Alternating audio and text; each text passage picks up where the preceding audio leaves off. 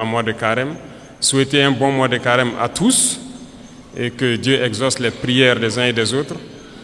Aussi que chacun puisse à son niveau vraiment profiter de ce mois pour changer de paradigme vis-à-vis de ses voisins, de tous ceux qui nous entourent. Et je souhaite que les leaders religieux ici au Burkina Faso profitent de ce mois aussi pour prêcher, voilà, je dirais la bonne parole, pour prêcher vis-à-vis de ceux-là, ces égarés qui tiennent les armes dans la brousse et qui tuent, parce que certains tuent et ils pensent qu'ils tuent au nom de la religion. Il faut que les leaders religieux puissent donc ensemble faire beaucoup de déclarations, beaucoup de prêches pour les faire comprendre que ce n'est pas de la religion. Pourquoi je le dis?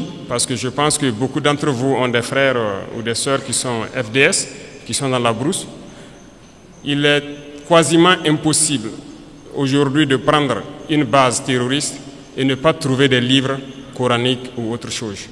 Ça veut dire que, donc je pense que par la parole, vous pouvez les atteindre. Il faut faire beaucoup de déclarations, beaucoup de prêches pour les faire comprendre que ça, ce n'est pas de l'islam. C'est tout sauf de l'islam. On n'a jamais dit de tuer. Et nous irons plus loin même. Nous allons demander bientôt donc aux leaders de l'islam, donc du monde entier aussi, de nous joindre dans ce combat-là, avoir des déclarations claires, franches, pour inviter tous ceux qui sont là à tuer au nom de l'islam, que ce n'est pas de l'islam. Normalement, c'est une religion de paix, de solidarité, voilà, d'entraide. Il n'y a pas de raison que quelqu'un tue au nom de l'islam et qu'on ne puisse pas le dire qu'il est sur le mauvais chemin. Plusieurs opérations sont en cours. Nous sommes en phase de consolidation et nous poursuivons nos manœuvres jusqu'à nos frontières.